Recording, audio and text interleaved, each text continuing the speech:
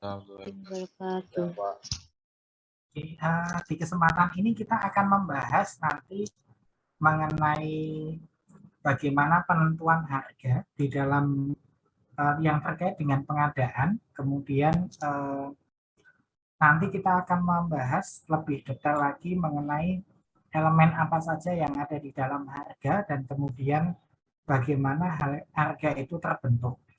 Jadi materi kita hari ini, saya tampilkan slide saya dulu.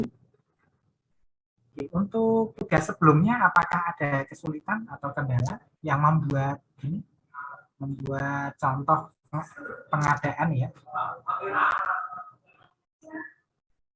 Pengadaan baik barang ataupun jasa seperti itu. Poinnya di kemarin itu sebenarnya Anda bisa mendapatkan gambaran kalau nanti Anda bekerja sebagai seorang yang bergerak di bidang pengadaan itu memahami hal-hal apa saja yang harus kita perhatikan.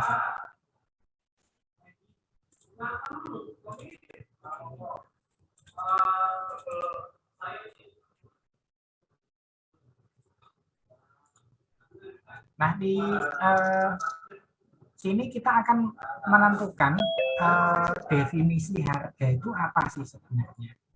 Jadi harga itu di sini dijelaskan sebagai komponen pertukaran atau transaksi yang terjadi antara dua pihak dan mengacu pada apa yang harus diserahkan oleh pembeli untuk mendapatkan sesuatu yang ditawarkan penjual. Ada yang mendefinisikan harga itu sebuah nilai pengorbanan yang harus dibayarkan dan sebagainya. Intinya harga itu merupakan nilai kesepakatan dari pihak pembeli dan penjual dalam suatu siklus penawaran. Ada supply and demand. Oke. Jadi ada yang komponen pertukaran ini. Jadi contohnya gini, kalau Anda membuat suatu produk, kemudian teman Anda itu mau membeli di situ, itu kan pasti ada teman Anda akan menanyakan berapa harganya, atau mungkin ada yang menawarkan dengan harga tertentu di situ. Nah, kemudian di situ kalau ada kesepakatan akan terjadi transaksi, kalau belum tercapai kesepakatan bisa terjadi tawar-menawar. Nah, di sini antara pihak pembeli dan penjual itu memiliki fokus yang berbeda. Jadi penjual menghendaki nilainya setinggi mungkin, pembeli menghendaki nilainya serendah mungkin dari apa yang dibeli. Nah, tetapi titik temunya itu kita sebut sebagai harga kesepakatan. Harga kesepakatan yang menjadi titik temu antara pembeli dan penjual. Oke. Pembeli ini akan melihat harga sebagai apa yang diberikan untuk memperoleh barang ataupun jasa. Sementara kalau penjual melihat harga ini sebagai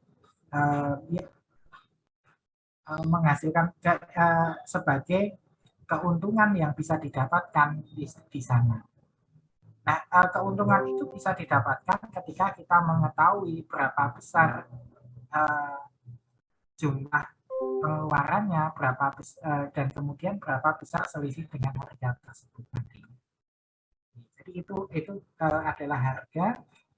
Kemudian harga ini secara umum kalau kita melihat dari sudut pandang si pembeli, harga ini kelihatannya hanya yang ada di sini, semacam gunung es ya di situ. Sama halnya Anda melihatnya itu hanya satu bagian saja. Tetapi kalau di dalam pengadaan barang ini sebenarnya masih ada elemen-elemen biaya lain yang tidak kelihatan. Contohnya gini, saya tunjukkan contoh yang umum. Contohnya kemarin ada hari belanja online hari belanja online Indonesia katakan. Kemudian Anda membeli suatu produk. Di sana tertulis harganya 10.000. Nah, 10.000 itu kan itu belum termasuk biaya-biaya yang harus dikeluarkan. termasuk biaya pengiriman, kemudian di situ ada biaya, kalau skalanya skala besar itu ada biaya support untuk dukungan fasilitas dan sebagainya, untuk pendukung bagaimana itu dipasang dan sebagainya itu. Kemudian ada defective work. Defective work ini biaya yang terkait dengan uh, adanya ketidakefektifan. Jadi ketika selama, contohnya gini, kalau Anda beli mesinnya baru, di situ kan harus ada waktu penyesuaian di situ. Dan di situ akan ada yang kita sebut sebagai defective work. Dan itu sulit untuk dinilai dengan uang seperti itu. Kemudian ada consumable, berapa kebutuhan yang dibutuhkan terkait dengan bahan dan sebagainya, yang mungkin berbeda karena harus dicoba dan sebagainya. Kemudian ada training. Kalau kita membeli suatu mesin atau peralatan atau software yang baru, itu kita membutuhkan training kepada operator kita. Tidak semua orang yang ada di tempat kerja kita itu bisa menyesuaikan dengan mudah, sehingga di situ harus diberikan training supaya menghasilkan luaran yang sama atau yang setara. Kemudian ada inventory cost, ini kaitannya dengan biaya inventory, biaya penyimpanan. Contohnya gini, biasanya dulu Anda pernah ketemu soal yang EOQ dengan diskon. EOQ dengan diskon itu kan kalau Anda beli banyak, Anda akan dapatkan nilai yang lebih murah lagi di situ. Nah, tetapi di situ ada inventory cost, ada risiko di sini. Inventory cost itu juga termasuk biaya risiko kalau apa yang Anda beli itu biaya harganya akan mengalami kadaluarsa atau deteriorasi. Deteriorasi itu kadaluarsa secara teknologi ya biasanya. Jadi sudah tidak layak pakai di situ. Kemudian ada delay. Ada delay itu ada waktu tunggu dan sebagainya. Katakanlah ada pesan barang yang satu dari pesannya dari dalam kota, yang satunya dari luar kota, itu kan biasanya ada waktu tunggunya untuk penyimpanan, waktu tunggunya untuk menunggu barangnya sampai dan sebagainya. Kemudian ada inspection, ini aktornya dengan inspeksi, kemudian handling cost dan sebagainya. Handling cost ini lebih kepada biaya untuk penanganan material. Nah, jadi biayanya itu sebenarnya banyak. Sama halnya kalau Anda beli, contoh sederhana ya contohnya. Contohnya Anda beli suatu bahan roti katakan. Bahan roti lewat Shopee atau Tokopedia atau Bukalapak seperti itu. Kemudian ada promo. Beli 2 gratis 1. Anda butuhnya 1. Nah, tren promosi ini kan menciptakan rangsangan kepada seseorang untuk bagaimana kalau kita membeli 2 di situ. Harganya pasti akan lebih murah kan gitu. Nah, tetapi perlu diingat kalau harganya meskipun harganya lebih murah di situ, tetapi ada faktor lain yang harus Anda perhatikan di situ. Ada biaya simpan, ada delivery-nya, apakah biayanya akan sama seperti itu. Kalau masih sama, kemudian apakah mungkin biaya inventory-nya sama atau tidak di situ. Itu juga harus diperhatikan. Apalagi kalau yang kita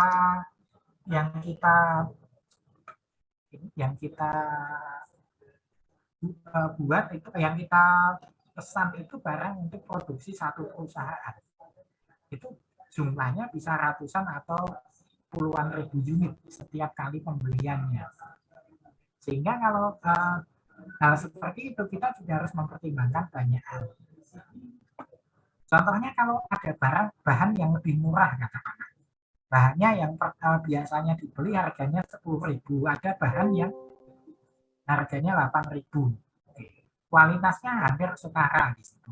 Tetapi ada karakteristik yang berbeda. Nah, karakteristik yang berbeda ini harus kita sesuaikan dengan training, kemudian dengan material handling yang berbeda dan sebagainya. Sehingga di situ juga perlu biaya sebenarnya. Kemudian terkait dengan strategic pricing atau terkait dengan penetapan terkait dengan penetapan harga di sini ada pertimbangan yang dimiliki masing-masing perusahaan. Dan ini terkait dengan strategi bagaimana perusahaan itu menjual dan membeli. Nah, strategi-strategi yang berbeda ini biasanya nanti akan dikoordinasikan. Di situ harus dikoordinasikan dengan berbagai macam pihak di situ. Di sini ada pihak pemasaran, penjualan, kemudian manajemen kapasitas dan keuangan di situ. Nah, kalau kita modelkan sederhananya seperti ini. Contohnya ini adalah perusahaan Anda. Anda sebagai bagian bekerja di bagian procurement di perusahaan Anda. Kemudian Anda punya supplier di sini. Ini saya buat seperti ini ya. Ini supplier Anda. Contohnya suppliernya ada 3 untuk jenis barang yang sama.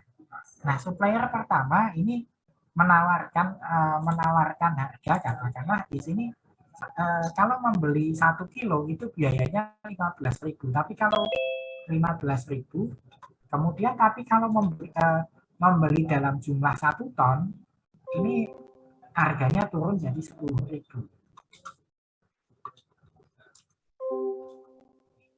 Apa yang harus dilakukan di sini? Apakah kita akan menerima tawaran ini? Nah, untuk bisa menerima tawaran ini saya sederhanakan ya ini kalimatnya. Untuk bisa menerima tawaran ini, kita harus koordinasi.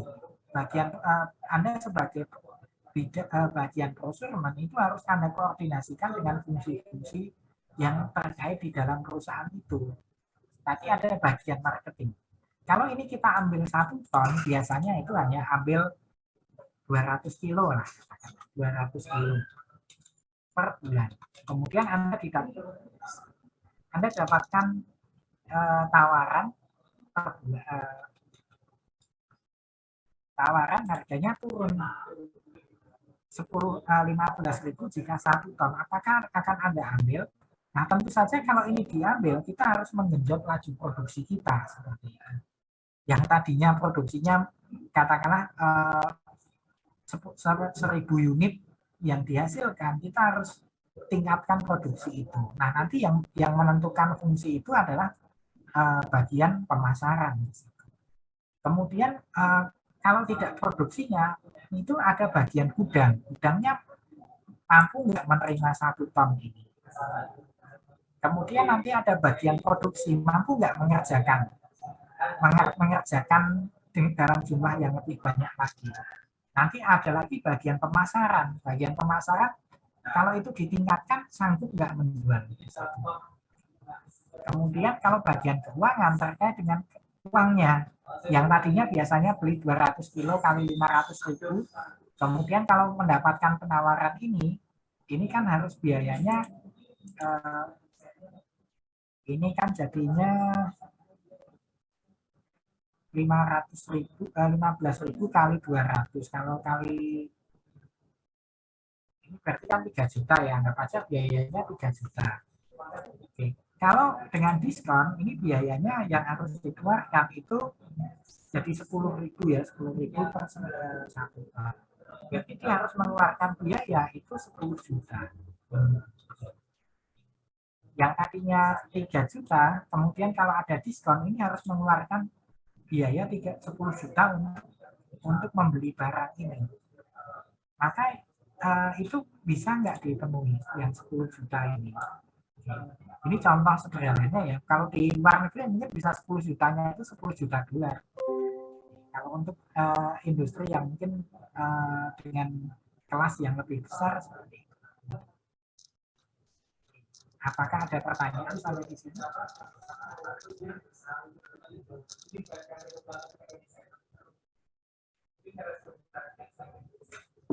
Kemudian kalau itu harus membiayai 10 juta, sanggup enggak? Dan ini akan jadi sangat kompleks. Jadi tidak bisa langsung kita putuskan di situ. sebagai kita berdiri sebagai seorang bagian procurement itu tidak bisa langsung memutuskan apakah kita mau beli atau tidak. Kita harus berkoordinasi dengan pihak-pihak yang lain. Ini dan yang lain-lain ya, sebenarnya masih ada gudang dan sebagainya. Jadi sesuatu yang terlihat sederhana itu belum tentu bisa dieksekusi dengan mudah seperti itu. Kalau di dalam industri yang kompleks. Oke, kemudian di sini ini ada beberapa buyer rules. Ini kaitannya dengan aturan-aturan yang atau terkait dengan pembelian ya. Oke, kemudian di sini menurut beberapa pendapat para ahli di sini disebutkan bahwa kemampuan untuk mendapatkan harga yang baik dianggap sebagai ujian utama bagi pembeli yang baik. Jadi bagaimana kita bisa mendapatkan harga yang paling baik seperti itu. Kemudian pemasok menikmati margin keuntungan yang sangat besar.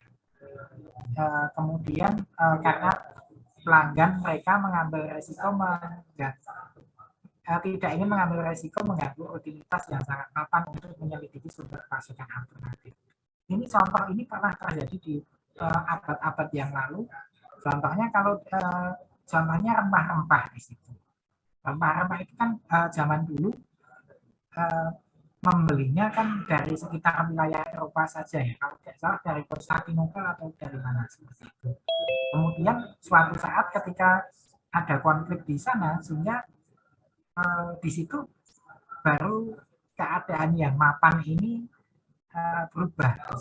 Yang tadinya keadaannya mapan di situ menjadi tidak mapan lagi atau tidak memiliki perubahan. Sehingga mereka akan menyelidiki sumber alternatif.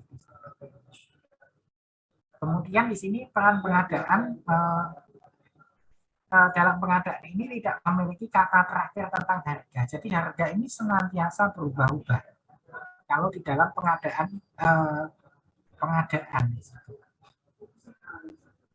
apalagi untuk komoditas-komoditas yang memang senantiasa bergejolak, katakanlah batu bara, kemudian emas, kemudian minyak sawit dan sebagainya, itu senantiasa mengalami perubahan dari waktu ke waktu. Kemudian untuk estimasi ini ada beberapa metodologi yang bisa digunakan adalah subjective estimation, kemudian estimation P&L analogy, kemudian ada parametric estimation, kemudian bottom up estimation. Jadi ini jadi dalam melakukan estimasi dari harga kita bisa memilih menggunakan metodologi yang mana seperti itu. Contohnya ini yang dikeluarkan di biaya untuk forging industry ya, ini contohnya. Jadi biayanya apa saja di situ? Oh, biayanya untuk industri forging ini ada biaya bahan, biaya peralatan tempa. Forging itu tempa. Kemudian perkakas, tenaga kerja, kemudian overhead, kemudian pemanas atau pendinginan, kemudian ada operasi sekunder, contohnya untuk pembersihan dan sebagainya, kemudian untuk kontrol kualitas, dan yang berikutnya untuk pengemasan dan transportasi. Sehingga kalau ini digambarkan di situ, ini adalah biaya-biaya yang timbul.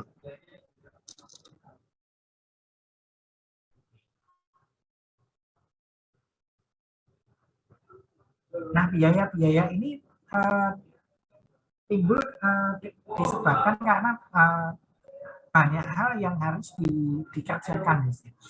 Contohnya untuk material cost, jadi harus butuh biaya untuk pembelian bahan, kemudian biaya untuk alat, kemudian biaya untuk pengujian bahan, kemudian perancangan dan sebagainya, kemudian untuk biaya tenaga kerja, kemudian ada biaya overhead, biaya pemanas, kemudian ada biaya untuk biaya operasi sekunder, kemudian biaya untuk kualitas, kemudian biaya untuk pengiriman. Jadi ini adalah biaya-biaya yang harus dibayarkan oleh industri tempat tersebut. Kemudian dalam tender itu dalam pengadaan barang kita kadang dihadapkan kita harus melakukan penawaran yang atau harus membuka penawaran yang sifatnya tertutup. Contohnya di sini ada yang harganya ada yang menawarkan dengan harga 1.100 euro, ada yang menawarkan atau 1.100 pound sterling, ada yang menawarkan 1.051 pound sterling. Ini dalam satuannya ribu ya ini. Ini titik ini. Jadi ini adalah satuannya. Kemudian dari sini kita bisa menentukan mana yang akan dipilih di situ. Apakah kita memilih yang paling rendah ataukah yang mana di situ. Nah, kalau dalam tender dalam beberapa tender itu yang dipilih yang paling rendah, penawaran paling rendahnya 1.111. Kalau 111 maka itu yang dipilih. Tapi ada juga penawaran yang dengan menggunakan pembukutan nantinya. Jadi tidak serta-merta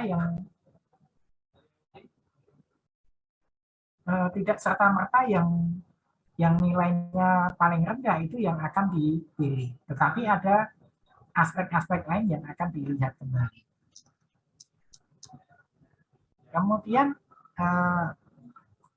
ada beberapa rincian di sini. Jadi kalau Anda melakukan tender, melakukan suatu pelelangan, lelang dan sebagainya terkait dengan pengadaan barang, ini kita harus memperhatikan di harga berapa itu layak.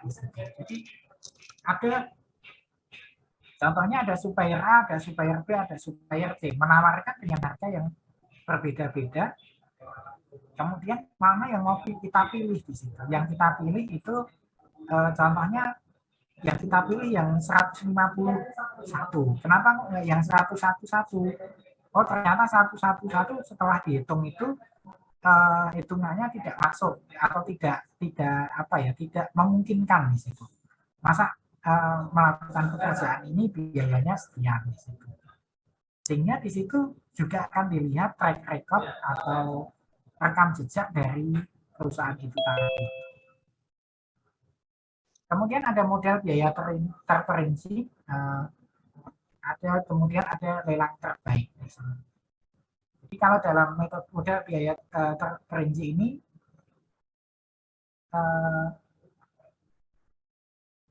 ini dipecahkan. Jadi kalau Anda menawarkan harga tadi harganya beda-beda, itu harus dibuka bukunya di situ. Biayanya untuk apa saja di situ. Kemudian ada lelang terbalik. Pada tahap tender ini pembeli memiliki informasi harga yang sebanding, kemudian mengarahkannya ke lelangan terbalik ini. Kalau yang ini lelangan terbalik ini sifatnya biasanya sudah diberikan nilainya berapa di situ, nilainya untuk lelang tersebut berapa rupiah atau berapa dolar. Kemudian ada yang berikutnya kita sebut parametric estimating. Parametric estimating ini untuk mengetahui estimasi biaya dengan menggunakan pertimbangan ideal untuk proyek dan pengadaan IT contohnya. Kemudian intinya di sini teknik ini mengembangkan perkiraan biaya berdasarkan pemeriksaan dan validasi hubungan antara karakteristik teknis, program dan biaya proyek serta sumber daya yang dikonsumsi. Jadi ini parametric estimating ini menunjukkan atau ingin melakukan perkiraan biaya ini berdasarkan sejumlah hal, yaitu adalah karakteristik tekniknya seperti apa, apa saja yang akan dibuat, kemudian proyeknya seperti apa. Kemudian ini contohnya, ini adalah contoh dari designing cost model, di mana di sini ada produk, kemudian cost vector, production volume, kemudian production duration, kemudian ini tax, kemudian ada design model, kemudian tax variable. Kemudian material elemen, di sini ada material elemen, labor elemen, expenditure elemen, kemudian ini adalah elemen-elemen yang akan diperhatikan atau akan diperhitungkan di situ. Jadi akan ada banyak hal yang dipertimbangkan. Inti dasarnya dalam menentukan model yang tepat, kita harus mempertimbangkan banyak hal. Baik Anda berdiri di posisi sebagai pembeli ataupun posisi penjual, masing-masing punya parameter yang berbeda-beda.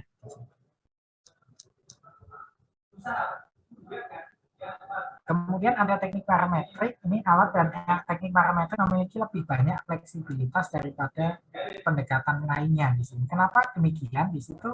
Karena yang pertama ada perkiraan yang lebih baik disediakan seringkali dalam hitungan menit. Kemudian dan sebagainya, terdapat hubungan berkualitas tinggi, data dipahami dengan baik, jauh lebih mudah.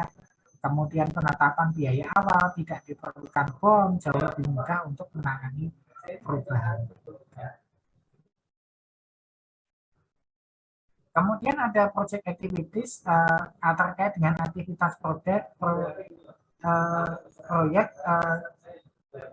yang memiliki beberapa perbedaan material dan harga. Material dalam pembiayaannya. Jadi perbedaan, jadi ada perbedaan.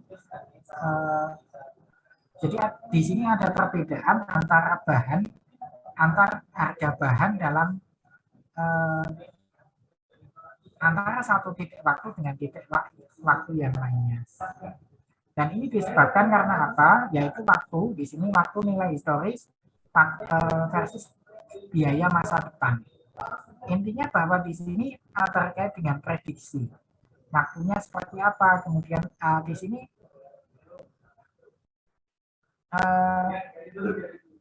oh ya, ini bukan terkait prediksi, ini maksudnya terkait dengan nilai uang terhadap waktu. Jadi waktu itu contohnya gini, Anda beli ini contoh sederhananya, saya tunjukkan contohnya. Contohnya Anda mau bangun rumah. Contohnya Anda mau bangun rumah, kemudian Anda beli semennya dulu, contohnya. Semennya dulu. Anda beli harga pertama dihargai 50.000. Besok beli lagi di situ, harganya naik dari 50.000 jadi 55.000 contohnya. Nah, kemudian nanti beli lagi, harganya naik lagi jadi 65.000. Sehingga kalau terjadi kondisi ini, kita harus mempertimbangkan berbagai macam hal. Nah, kenapa kondisi ini bisa terjadi? Karena di dalam ekonomi ini terjadi karena adanya supply and demand. Jadi adanya supply and demand. Biasanya seperti ini. Kalau di ekonomi teknik atau di pengantar ekonomika kan ada diberikan titik pemahaman ini, di mana ini adalah supply, ini adalah demand, kemudian ini supply, dan ini adalah titiknya. Ini adalah titiknya ya.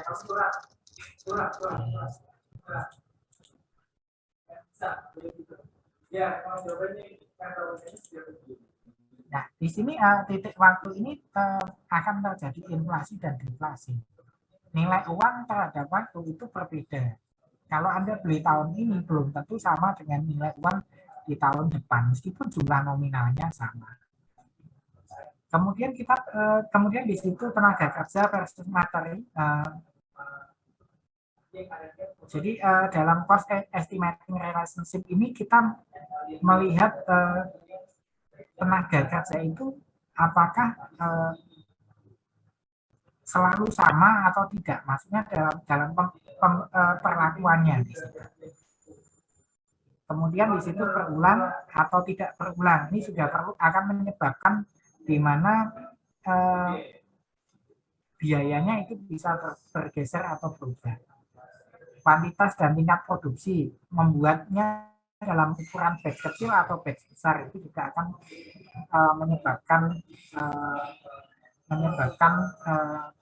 perbedaan. Kemudian keterampilan tim ini juga bisa menyebabkan perbedaan biaya dan sebagainya. Dimana kalau orangnya terampil, bekerjanya akan lebih cepat dan tepat. Tapi kalau pekerjanya itu masih pemula, biasanya harus butuh penyesuaian dulu, butuh pelatihan dan sebagainya. Kemudian ada supplier pricing decision. Ini kaitannya dengan supplier pricing decision ini kita menetapkan harga atau menetapkan sebagai supplier kita menetapkan jumlah harga yang kita tawarkan. Ada yang pertama menjual berbagai produk standar baik melalui harga yang dipublikasikan, berarti itu diumumkan, atau keputusan penetapan harga secara sepihak atau ad hoc. Kemudian di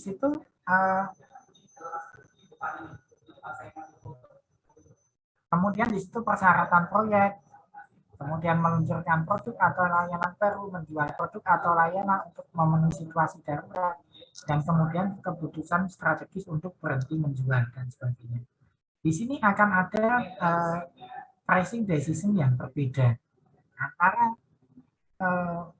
masing-masing kondisi. Contohnya kalau meluncurkan layanan baru, contohnya gini, kalau suatu perusahaan mau membuat katakanlah biskuit dengan rasa yang berbeda, dengan nama yang berbeda, di situ pasti akan ada kebijakan harga yang berbeda. Nah, nanti kita akan lihat di belakang itu harganya seperti apa. Apakah semakin lama semakin murah atau awalnya murah kemudian jadi mahal. Oke, kemudian ini jadi supplier pricing decision ini ada berbagai macam pertimbangan, yaitu kemampuan mencapai keuntungan, sifat permintaan penawaran, kapasitas yang ada, persediaan yang tersedia, kemudian lokasi dan status pembeli, kemudian ada pembelinya, tingkat investasi yang diperlukan jika ada. Kemudian ini nanti kaitannya dengan pengembalian modal, tingkat investasi itu. Kemudian tuntutan yang dibuat pada personel kunci, kemudian risiko yang disajikan, persyaratan lingkungan dan kesehatan, kemudian tingkat subkontrak dan rantai pasokan, kemudian ada persyaratan untuk performance, persyaratan hubungan produk, asuransi, kemudian kepemilikan kekayaan intelektual dan sebagainya. Kemudian ada urgensi kebutuhan. Ini yang menjadi dasar pertimbangannya. Ada beberapa perusahaan yang memiliki strategi, katakanlah terkait dengan kemampuan untuk mencapai keuntungan yang sesuai di situ. Bagaimana strateginya ya nanti bisa menentukan menaik turunkan kemampuannya. Jadi jumlah karyawannya ditambah, kalau sepi ya dikurangi dan sebagainya. Kemudian lokasi dan status pembeli. Oke. Apakah mereka pelanggannya mapan atau one off. Jadi ini juga akan menjadi pertimbangan dalam penentuannya siapa yang membeli produk kita. Kemudian pembelinya itu juga menjadi pertimbangan. Kemudian risiko yang disajikan. Kalau Anda beli suatu produk, katakanlah yang mau kadaluarsa, itu kan biasanya harganya akan lebih murah. Contohnya Anda beli roti, contohnya. Anda beli roti di Indomaret, ada yang pernah beli roti di Indomaret itu yang roti apa? Roti bantal itu, Mister apa itu? Nah, itu kan biasanya kalau itu dijual, kemudian itu akan diberikan bonus supaya menarik gitu ya. Menarik itu bonusnya itu kadaluarsanya hari apa, kemudian itu dijual hari apa di situ. Jadi mamanya katakanlah kita tanggal 22 ya. Tanggal 22 itu kita jual rotinya, kemudian expirednya dari roti itu tanggal 23 atau 24. Ya maka yang dilakukan itu akan melakukan promosi. Bagaimana supaya roti yang tanggal 23 dan 24 itu bisa laku terjual di situ. Tidak menjadi sampah atau tidak menjadi kerugian di situ. Meskipun itu nilainya rendah, katakanlah yang tadinya satu rotinya itu per bijinya adalah 10.000, tetapi ketika itu diobral nilainya hanya turun jadi 5.000 seperti itu. Tapi 5.000 itu akan lebih baik daripada tidak sama sekali seperti itu. Dan ini membutuhkan strategi-strategi tertentu untuk meminimalkan kerugian dan memaksimalkan keuntungannya.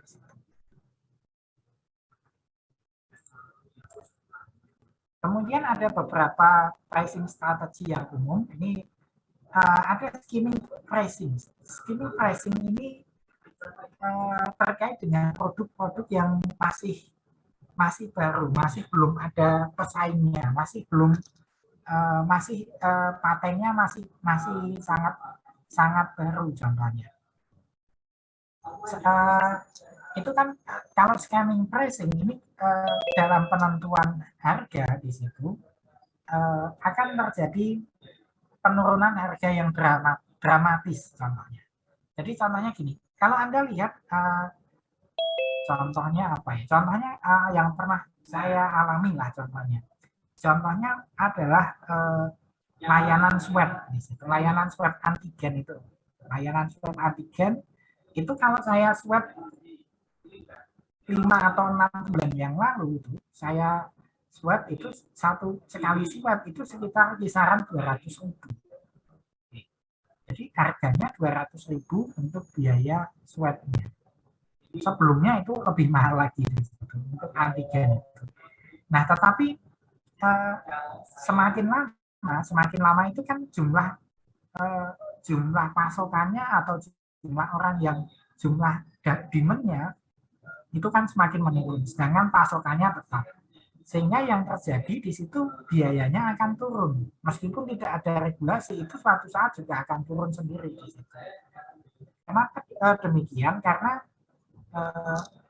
jumlah penggunanya turun di sini. Dan kemudian produk itu mungkin sudah tidak begitu sudah tidak begitu dibutuhkan lagi sehingga akan turun. Sama halnya seperti obat-obat yang non generik katakanlah, obat-obat yang masih baru dibuat di situ. Itu harganya akan mahal di situ karena ada royalti yang besar yang harus dibayarkan dari setiap obat yang dihasilkan. Tetapi ketika perlindungannya itu berakhir, maka nilainya akan menjadi turun seperti itu. Jadi seperti itu untuk skimming. Skimming itu berarti awalnya tinggi, kemudian nanti kalau sudah umum di pasaran itu diturunkan. Nah, ini akan berbeda dengan penetration pricing. Penetration pricing ini menetapkan harga yang serendah mungkin di awal. Contohnya ada bukaan contohnya? Contohnya membuka kafe baru katakanlah. Kopinya harganya 1 gelas didiskon jadi 5.000 katakanlah per gelasnya. Kemudian tujuannya apa sih? Tujuannya ini mendapatkan akses ke pelanggan. Jadi kita punya pasarnya dulu, kita membentuk pasar, kemudian kita memperoleh siapa saja orang yang mau membeli ke situ, kemudian selanjutnya nanti selanjutnya ketika orang itu sudah mau membeli di tempat kita, selanjutnya baru harga itu dinaikkan. Strategi ini sangat sering dijumpai ya, strategi penetrasi dengan melakukan apa namanya promosi dan sebagainya. Atau yang tadinya jualan itu yang penting untung 100-200, yang penting untung biasanya ini bisa dilakukan, tapi mereka biasanya menghendaki faktor kali yang besar.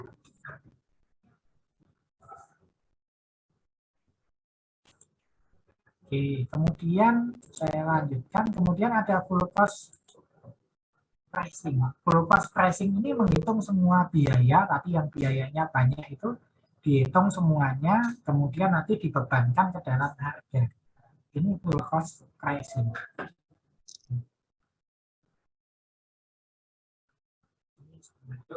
Ini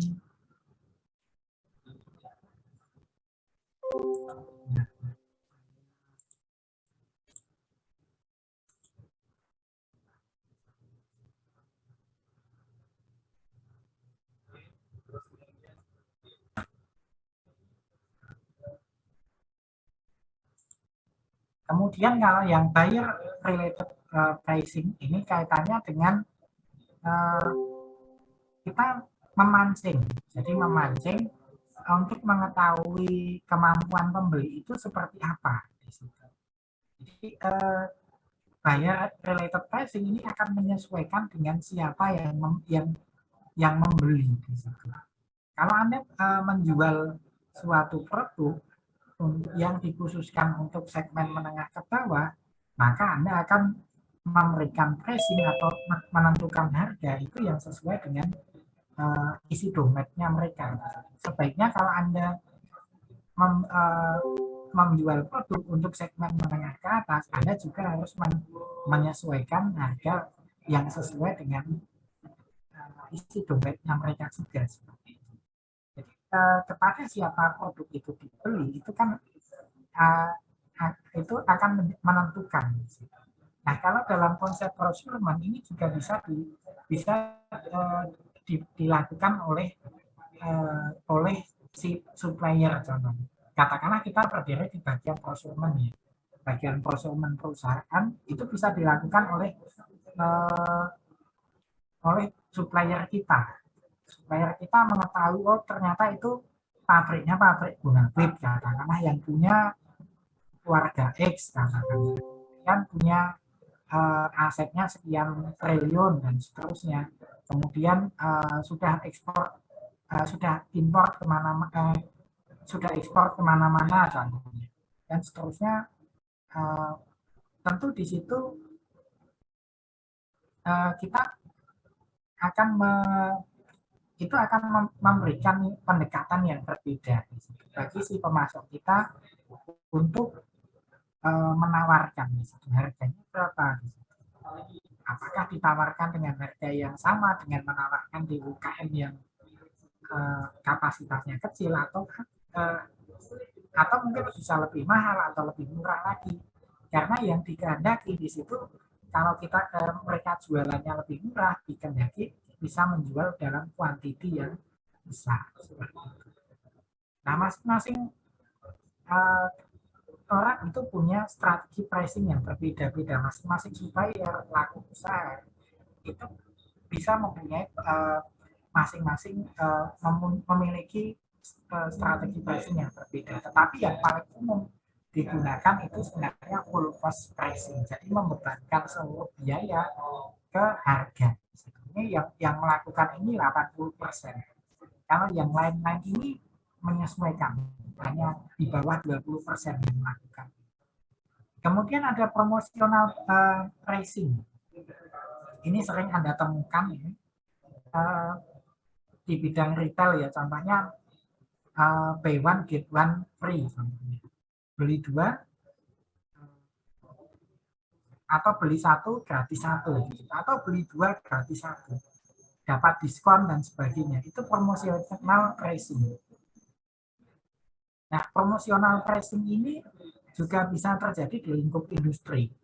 Ketika supplier menawarkan ada promo Natal, promo tahun baru, promo Idul Fitri, contohnya promo Imlek atau promo atau promo hari belanja online nasional atau promo kemerdekaan dan sebagainya. Mereka biasanya menetapkan promosional pricing. Nah, promosional pricing ini biasanya digunakan untuk mempromosikan produk tertentu. Biasanya itu produk-produk yang memang belum laku, belum banyak terjual, atau mungkin masih jarang peminatnya dan sebagainya, sehingga itu dipromokan. Tapi untuk produk-produk yang premium atau mungkin yang itu sudah memiliki penjualan dengan nilai yang baik, biasanya tidak dipromokan. Jadi ini biasanya promotional pricing ini untuk mengangkat produk yang jarang atau yang memiliki tingkat penjualan rendah. Kemudian ini adalah prestige pricing. Jadi prestige pricing ini biasanya digunakan untuk membidik atau untuk memasarkan atau untuk menjual kepada segmen-segmen kelas atas. Di sini produknya biasanya ditawarkan dengan seelegan mungkin, seeksklusif mungkin, sebaik mungkin lah, layanan dan sebagainya. Nah, di mana di sini contohnya ada kendaraan bermotor, katakanlah mobilnya BMW atau Mercy atau yang lainnya. Di situ ada yang harganya sampai 1M, ada yang 2M dan seterusnya.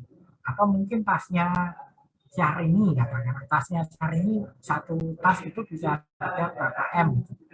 Nah, di balik itu biasanya ada brand yang kuat, ada segmen pasar yang sudah terbentuk di situ, dan kemudian ada layanan yang sangat baik.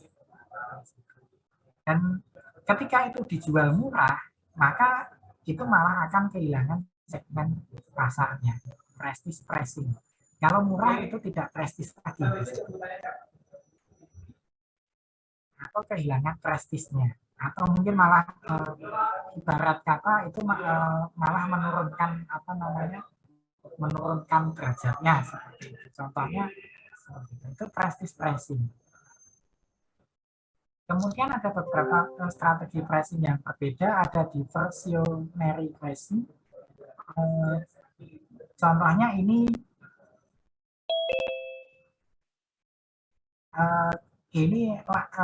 pricingnya ini kelihatannya menipu, contohnya. Jadi menjual harga yang rendah dengan harga yang rendah, tetapi dibuat seolah-olah harganya lebih tinggi. Jadi dalam contohnya gini, jadi contohnya biasanya itu harganya katakanlah 5.000 per unitnya, atau per barangnya 5.000 dijual jadi 30.000 di situ, tanpa ada penambahan nilai, tanpa ada penambahan apa, tetapi di situ diberikan mungkin hanya diberikan deskripsi atau diberikan informasi yang kadang informasinya tidak sesuai. Itu kita sebut sebagai diversionary pricing. Oke. Kemudian ada target pricing. Target pricing ini sebaliknya. Pembeli memberikan target kepada pemasok. Katakanlah mau bikin sepeda motor perusahaan kita, kemudian kita target ke pemasok bagaimana kamu mensuplai ban tetapi harganya yang satu unitnya di bawah 100.000 contohnya. Bisa nggak, sanggup nggak, dan sebagainya. Itu masuk ke target pricing. Dan di situ pemasok akan merespon. Apakah sanggup atau tidak di situ. Nah, kadang pemasok itu juga akan tertekan, katakanlah dengan harga 100 berarti keuntungannya yang biasanya untung 10.000, kalau yang tadinya biasanya dijual 110, kemudian kalau 100.000 itu mungkin tidak menghasilkan keuntungan, tetapi kalau kalau itu diambil mungkin akan mendapatkan dan contohnya mendapatkan kontrak atau mendapatkan apa dan mendapatkan kontrak jangka panjang dan sebagainya, sehingga itu bisa kadang itu diambil oleh supplier seperti itu. Jadi ini berdasarkan target pricing dari si kita sebagai si pembeli. Yes. Kemudian ada tender pricing. Tender pricing ini dalam melakukan suatu tender itu biasanya kita menetapkan apa saja yang akan dikerjakan, apa saja yang akan dibeli, apa saja yang dibutuhkan dan sebagainya. Kemudian di situ si pihak perusahaan akan menawarkan jasa atau produknya seperti apa dengan harga berapa, dan kemudian di situ kita bisa menentukan bagaimana produk yang akan di karakteristik dari produk tersebut seperti apa dan sebagainya. Oke. Dan di situ kita bisa menetapkan harga. Biasanya disertai juga dengan rinciannya meskipun bukan rincian secara gamblang di situ, tetapi biasanya ada kisarannya. Untuk biaya A itu sekian, biaya B sekian, biaya C sekian contohnya. Nah, dari tender ini biasanya nanti dilakukan analisis biaya. Apakah penawaran yang diberikan, yang ditawarkan itu layak atau tidak gitu.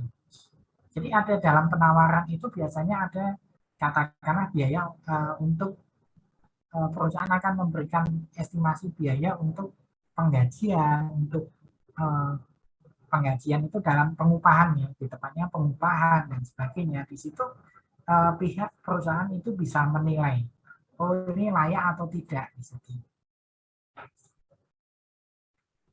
Kemudian contohnya ada biaya tenaga kerjanya layak atau tidak. Kemudian ada biaya overhead ini seperti apa dan sebagainya. Nanti itu akan dinilai oleh tim penilai atau tim procurement-nya. Dan dari situlah nanti kita bisa menentukan apakah perusahaan itu layak atau tidak. Sebentar, saya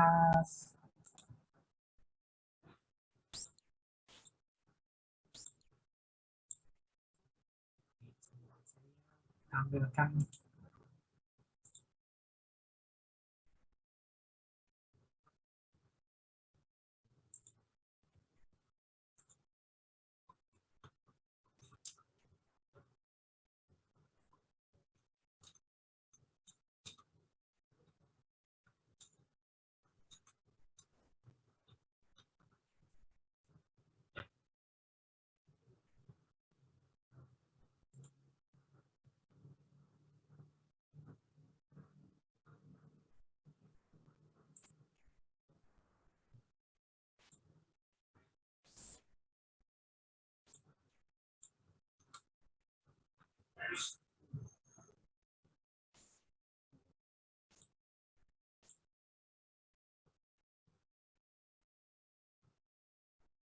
Oke, nah sebentar.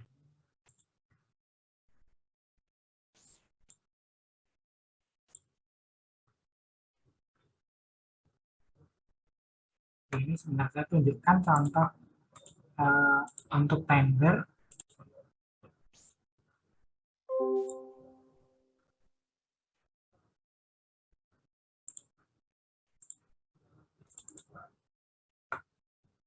Ini contoh untuk tender seperti ini.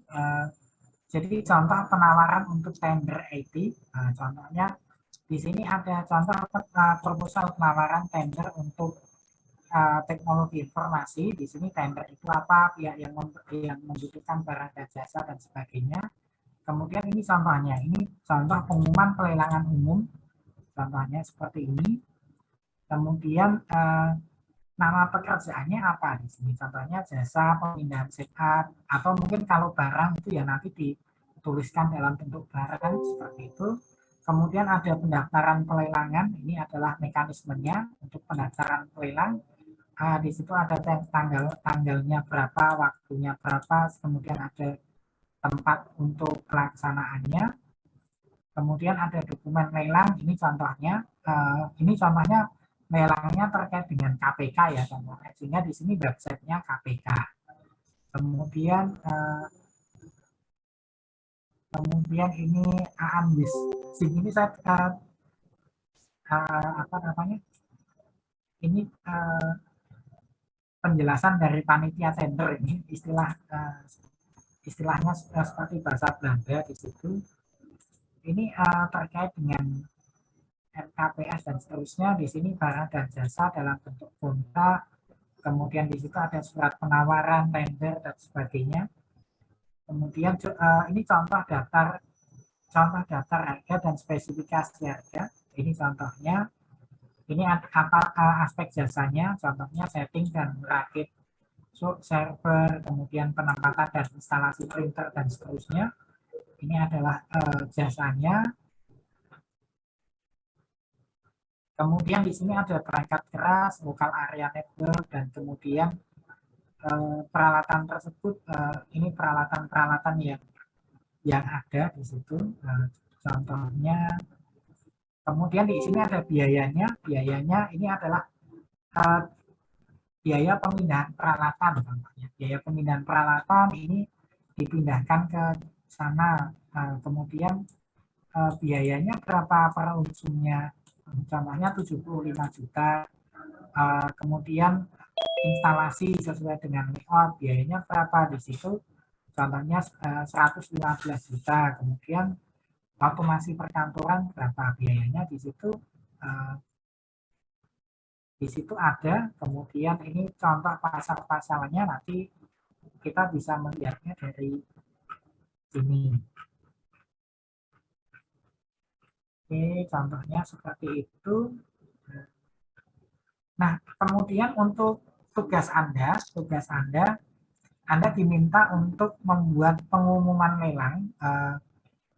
lelang sederhana. Ini nanti contohnya saya downloadkan, kemudian saya kirim kepada Anda tentang barang atau dan jasa. Tidak perlu selengkap ini. Kalau ini kan contoh di atas dan sebagainya ya.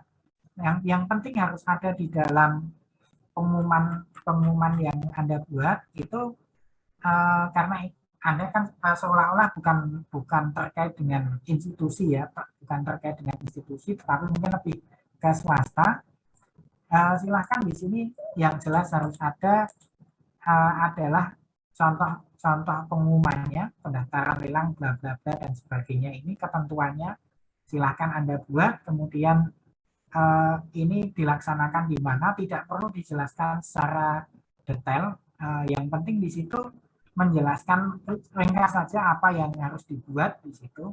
Bisa dibuatkan dalam apa namanya, dalam bahasa yang lebih praktis di situ. Karena yang kalau ini kan semua dokumen dimasukkan ke dalam kotak penyimpanan dan sebagainya, itu mungkin bisa dibuat contohnya dokumen penawaran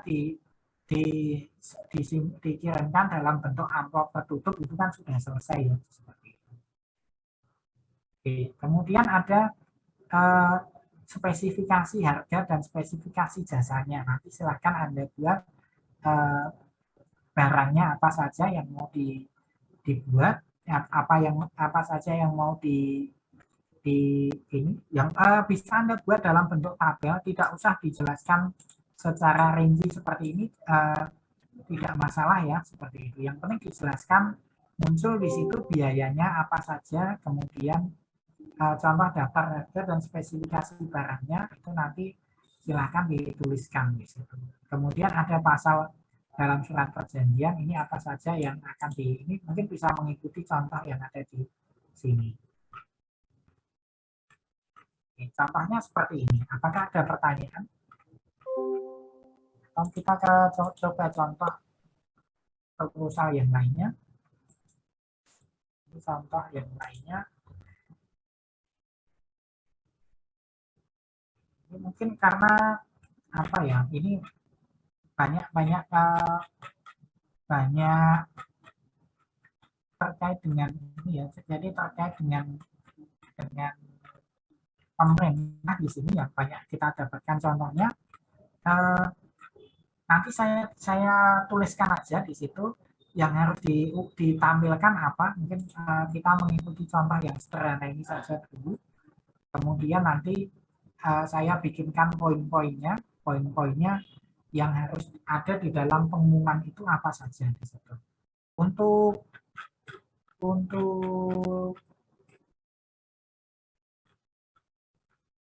analisis biayanya nanti silakan Anda yang menentukan sendiri di situ. Biayanya apa saja, termasuk produk yang Anda tawar yang mau dilelang itu apa di situ atau terkait dengan pengadaan itu apa saja, itu Anda yang menentukan. Bisa produk atau jasa seperti itu. Apakah ada pertanyaan? Untuk tugasnya membuat surat lelang ya, Pak? Mohon maaf Penawaran. putus-putus tadi. Jadi Penawaran. contoh penawaran lelang saja. Contohnya ini pengumumannya, kemudian nanti mungkin saya tuliskan aja nanti pengumuman yang pertama, kemudian waktunya, kemudian alurnya, mungkin alur lelangnya seperti apa, kemudian nanti ada jasa atau produk yang ditawarkan, kemudian di situ terkait berikutnya dengan analisis harganya cuma seperti ini ya, semacam RAB lah seperti itu. RAB jenisnya apa, nama barangnya apa, jumlahnya berapa, harganya berapa seperti itu.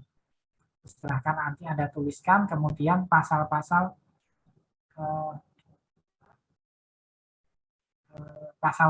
yang akan dituliskan. Ini nggak usah ini karena kemarin Anda sudah buat surat perjanjian ya.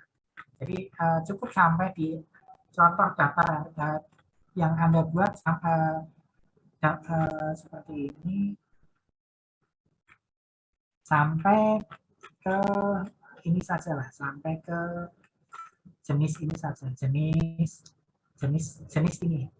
ini kemudian sampai ke yang selanjutnya sampai ke biaya. Jadi biayanya sebenarnya ini kan pengumuman lelang ya. Pengumuman lelang itu kan biayanya tidak Anda tidak membuat kecuali nanti ada tugas untuk proposal lelang. Jadi cukup pengumuman di situ Anda tetapkan kisaran biayanya berapa.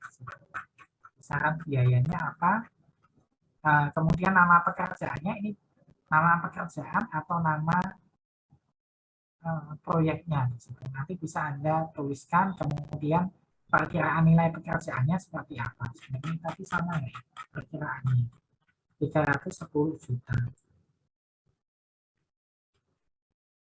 Ini contoh penawaran.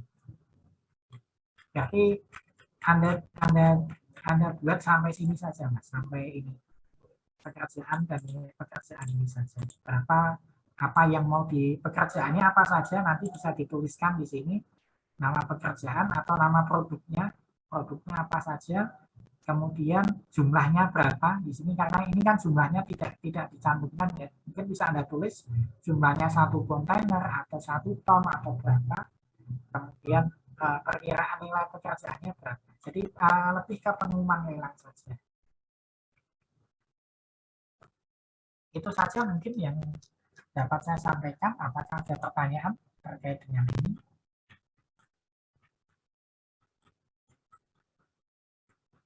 Kalau ini contoh yang lengkap seperti ini. Ini contoh yang lengkap pengadaan jalan tol. Nah, ini contohnya, ini contoh yang rencana jadwal ya. Ini contoh yang lengkap seperti ini. Kapan itu akan dimulai dan sebagainya. Kemudian kalau untuk biaya itu seperti ini ya. Ini biayanya itu cukup garis besarnya setahu saya garis besarnya. Jadi dibuat kurang dari 5 halaman saja, tidak usah banyak-banyak, yang penting menggambarkan apa yang diminta di sini. Kalau yang ini lengkap, ini ada ketentuannya, ada contohnya dan sebagainya. Saya tunjukkan biayanya. kisaran biaya itu ada di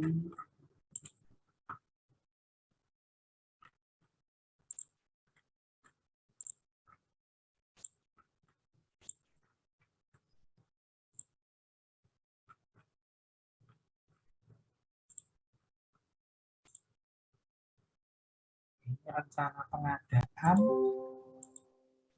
Coba cari di sini.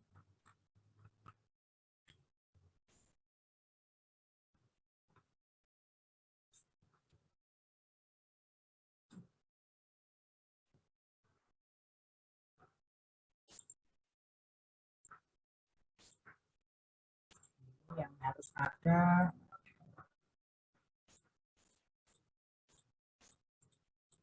biayanya di situ. Enggak apa, rinciannya sepertinya ada ini, tapi coba nanti saya cek.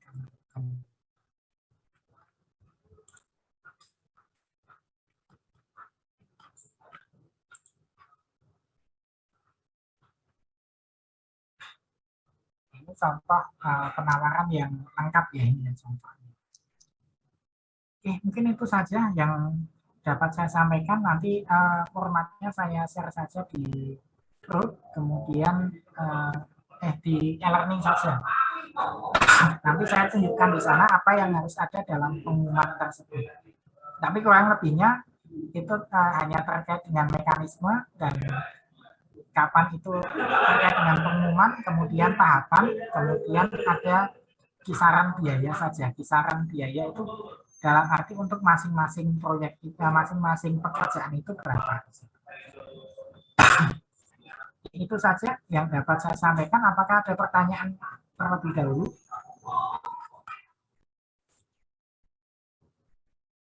Oke, tidak ada. Kalau tidak ada, saya cukupkan dulu sampai presensi belum ya? Saya tadi Belum, Pak. Oke, sebentar. Tunggu sebentar ya untuk presensinya.